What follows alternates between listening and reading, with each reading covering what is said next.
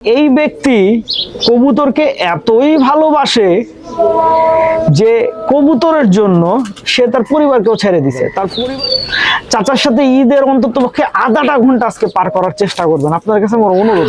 আসসালামু আলাইকুম দর্শকবৃন্দ, কেমন আছেন আপনারা? ভিডিও শুরুতে আপনাদের সবাইকে ঈদের শুভেচ্ছা জানাই। ঈদ মোবারক। আমার কাছে আসলে ঈদের দিন বা নর্মাল দিনগুলো প্রায় একই রকম।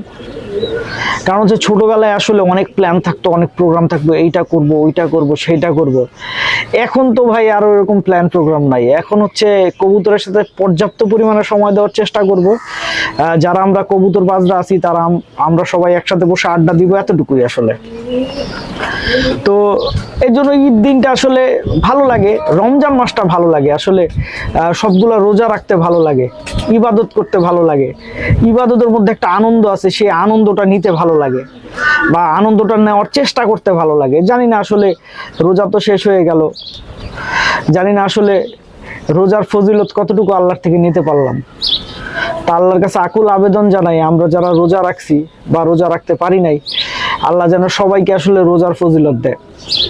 তো এখন ব্যাপারটা হচ্ছে, আপনাদের কাছে একটা বিশেষ অনুরোধ করতে চাই।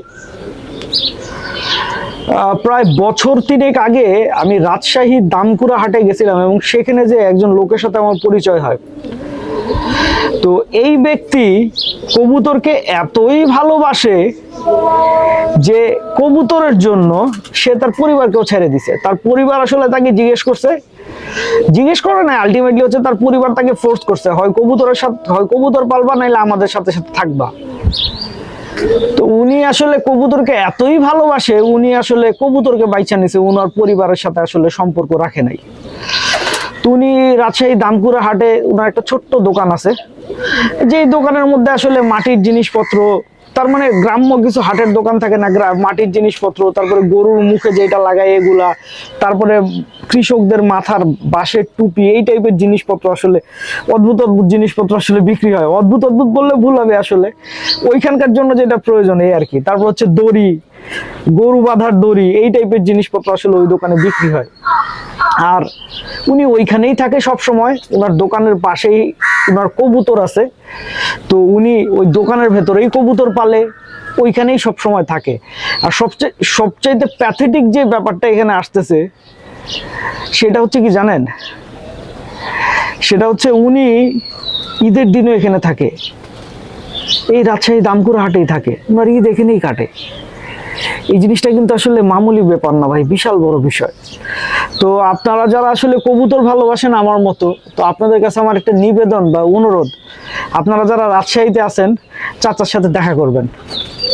চাচার সাথে ঈদের অন্তত পক্ষে আধাটা ঘন্টা আজকে পার করার চেষ্টা করবেন। আপনাদের কাছে আমার অনুরোধ ভাই। আমি যদি রাজশাহীতে থাকতাম আমি অবশ্যই যেতাম, আমি যাইতে পারতেছি না, আমার খুব কষ্ট লাগতেছে। আপনাদেরকে অনুরোধ করলাম, আপনারা সময় দিয়ে আসার চেষ্টা করবেন। দামকুড়া হাটের পাশেই, আপনি দামকুড়া হাটে গেলেই উনার দেখবেন আপনার হাটের মধ্যেই আপনার বাঁশ দেওয়া আছে, উনার কবুতর হয়তো বা ছাড়া থাকবে, তো উনি কবুতর নিয়ে হয়তো বা আছে। আসলে উনার তো কবুতরের জন্য তো পরিবার ছাড়ছে, আমরাও তো উনার পরিবার, ঠিক না? তো একটু চেষ্টা করে দেখেন না ওনাকে একটু ঈদের আনন্দ দেওয়ার। আমি এখানে আছি, আমি পারতেছি না, আপনাদের কাছে অনুরোধ করতেছি।